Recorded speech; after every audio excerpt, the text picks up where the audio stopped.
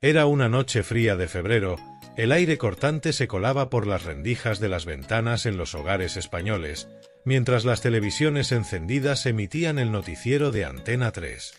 La pantalla mostraba a Vicente Vallés, el presentador de mirada serena pero firme, con ese tono pausado que lo caracterizaba, sentado tras el escritorio del plató.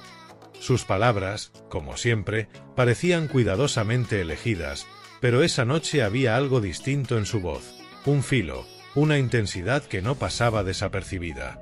Frente a millones de espectadores, Vallés estaba a punto de desatar una crítica feroz, una que resonaría en los titulares al día siguiente y alimentaría conversaciones en bares, oficinas y redes sociales.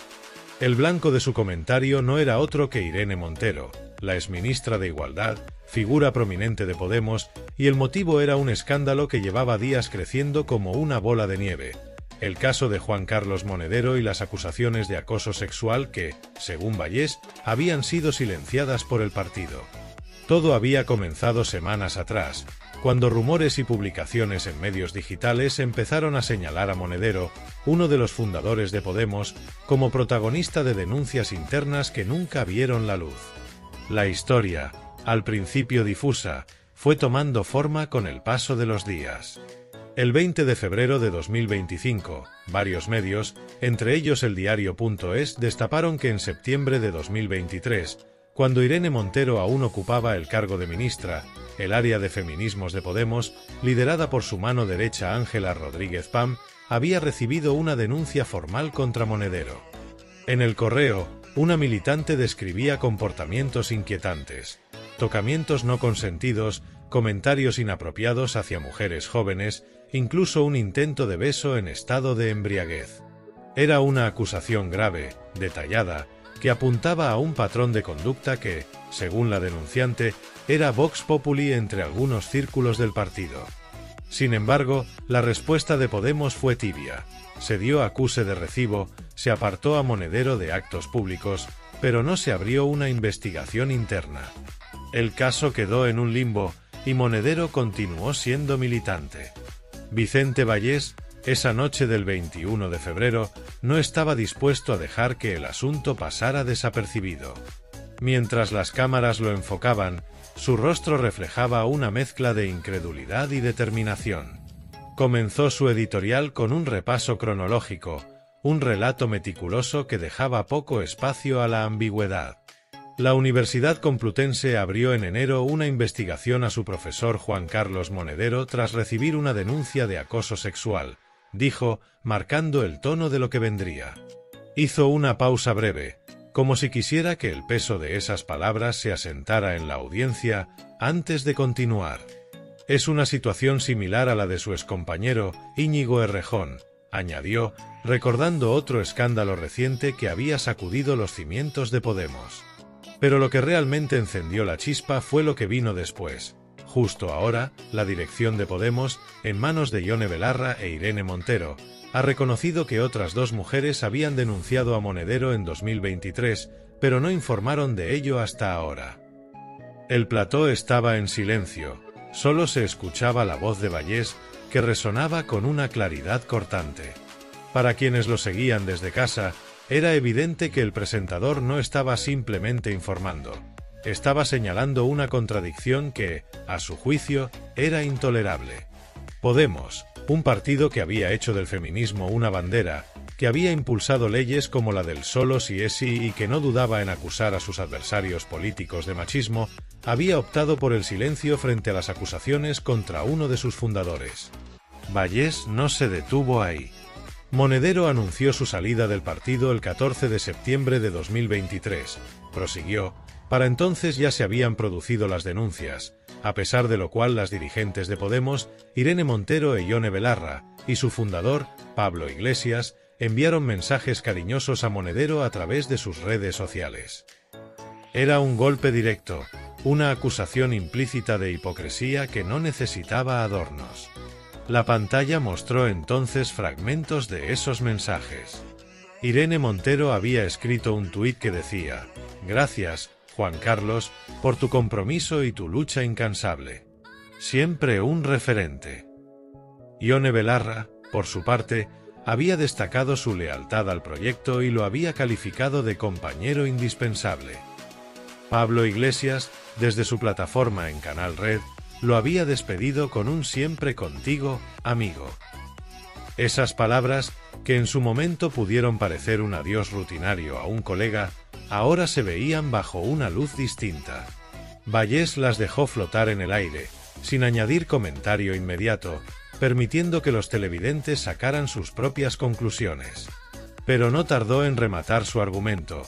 Podemos silenció las denuncias de posible agresión sexual de Monedero. Ese silencio se mantuvo en los medios de propaganda del partido, dirigidos por el que fuera líder de Podemos, y se da la circunstancia, muy significativa, de que Irene Montero todavía era ministra del gobierno cuando en Podemos ya habían recibido estas denuncias. El impacto fue inmediato. En redes sociales, el hashtag #VallésExplota se convirtió en tendencia en cuestión de minutos. Los usuarios, divididos como siempre, comenzaron a debatir con furia. Algunos aplaudían la valentía del periodista por exponer lo que veían como una doble moral flagrante. Vicente Vallés diciendo las cosas como son, mientras los de Podemos se llenan la boca con el feminismo pero protegen a los suyos, escribió un tuitero. Otros, en cambio, lo acusaban de sensacionalismo y de aprovechar el caso para atacar a la izquierda. Vallés, siempre con la misma cantinela, ahora usa a Monedero para ir contra Irene Montero. ¡Qué sorpresa!, replicó otro. Pero más allá de la polarización habitual, había un sentimiento compartido. El escándalo era real y las preguntas que planteaba Vallés no podían ignorarse. Irene Montero, desde su posición como eurodiputada en Bruselas, no tardó en responder. Al día siguiente, el 22 de febrero, emitió un comunicado en el que defendía la actuación de Podemos. En cuanto tuvimos conocimiento de los testimonios, se tomaron medidas inmediatas para apartar a Juan Carlos Monedero de cualquier actividad del partido, siguiendo los protocolos establecidos y respetando la voluntad de las denunciantes, escribió. Añadió que las acusaciones de encubrimiento eran una maniobra de la derecha mediática para desprestigiar su legado como ministra y el trabajo de Podemos en la lucha contra la violencia de género. Sin embargo, el comunicado no abordaba por qué el partido no informó públicamente de las denuncias en su momento, ni por qué Monedero había recibido elogios públicos días después de que las acusaciones llegaran a la dirección. Vicente Vallés, en su noticiero del sábado, no dejó pasar la oportunidad de analizar esa respuesta. Irene Montero dice que se actuó desde el primer momento. Comenzó, con ese tono que mezclaba escepticismo y precisión. Pero lo cierto es que el apartamiento de Monedero no fue comunicado, y su salida del partido se presentó como una decisión personal, no como una consecuencia de las denuncias. Mostró entonces un clip de un acto de Podemos celebrado el 16 de septiembre de 2023, apenas 4 días después del correo de la militante. En el escenario, Monedero aparecía junto a otros dirigentes, sonriente, mientras el público aplaudía. Si las medidas fueron inmediatas, como dice la exministra, ¿por qué estaba aquí?, preguntó Vallés, dejando la interrogante en el aire. El caso Monedero no era solo un problema para Podemos, era un reflejo de las tensiones internas que llevaban años gestándose en el partido. La salida de Íñigo Errejón meses antes, tras ser señalado por acusaciones similares, había dejado heridas abiertas.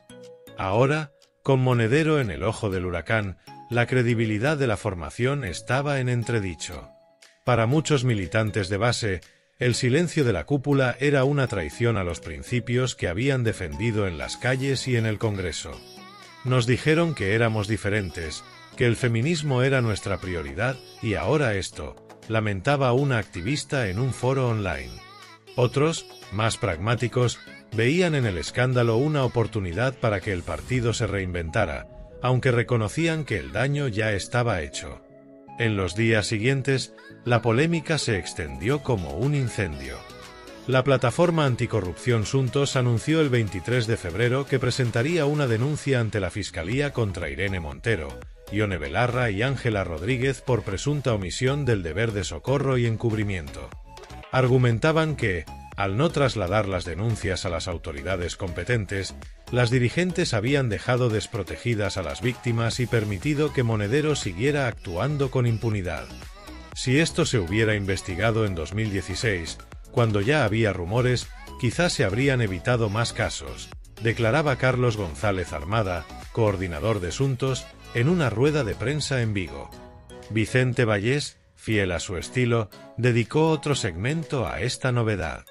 Una plataforma ciudadana ha elevado el caso a la vía judicial, informó, mientras la pantalla mostraba imágenes de la denuncia siendo registrada. Acusan a las dirigentes de Podemos de saber y no actuar, un cargo que, de prosperar, podría tener consecuencias legales graves. No se aventuró a predecir el desenlace, pero sí subrayó un punto que ya había mencionado antes. Lo que está en juego aquí no es solo la responsabilidad de Juan Carlos Monedero, sino la coherencia de un partido que ha hecho del feminismo su carta de presentación. Mientras tanto, en las calles, el debate también cobraba vida. En Madrid, un grupo de feministas convocó una protesta frente a la sede de Podemos bajo el lema «Ni un paso atrás». Portaban pancartas con frases como «El silencio es complicidad» y «Feminismo, no postureo». Entre las asistentes estaba Aimee Román, una influencer que había relatado públicamente su propia experiencia con Monedero, llamadas nocturnas, toqueteos incómodos, una sensación de vulnerabilidad que, según ella, era conocida por muchos en el partido. «Me pregunto por qué me dejaron cerca de él», dijo frente a los micrófonos, su voz temblando de rabia. «¿Por qué dejaron a tantas chicas jóvenes cerca de él?». En el otro extremo, los simpatizantes de Podemos organizaron una contraofensiva en redes sociales, defendiendo a Montero y acusando a los medios de montar una campaña de desprestigio. «Esto es Laufare, como siempre», escribió un usuario en X. «Quieren acabar con Podemos porque somos los únicos que plantamos cara al sistema». La narrativa del partido se centraba en victimizarse, en presentar las críticas de Vallés y otros periodistas como un ataque orquestado por la derecha. Pero incluso entre sus filas, las dudas crecían. Un exmilitante, que prefirió permanecer en el anonimato, confesó a un medio local: «Siempre supe que había cosas raras con Monedero, pero nunca pensé que llegaríamos a esto». Para Vicente Vallés, el caso era una oportunidad de oro para ejercer el periodismo que lo había convertido en una figura respetada.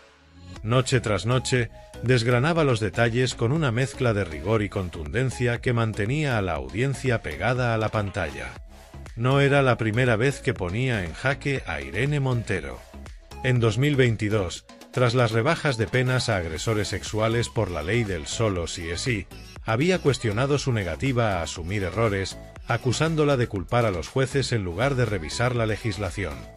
La ministra pretende someter a los jueces a un proceso de reeducación, había dicho entonces, un comentario que le valió tanto elogios como críticas. Ahora, con el caso Monedero, volvía a situarse en el centro del huracán, dispuesto a no dejar que la historia se diluyera en el olvido. El 25 de febrero, Vallés dedicó un segmento especial a las reacciones internacionales. Desde Bruselas, algunos eurodiputados habían comenzado a pedir explicaciones a Montero, argumentando que su papel como representante en el Parlamento Europeo quedaba comprometido por el escándalo. Si una figura pública que ha defendido los derechos de las mujeres está implicada en algo así, necesitamos claridad, declaró una parlamentaria socialista belga. En España, la oposición también aprovechó el momento. Vox y el PP exigieron una investigación parlamentaria, mientras Ciudadanos, en un intento de recuperar relevancia, acusó a Podemos de cinismo estructural.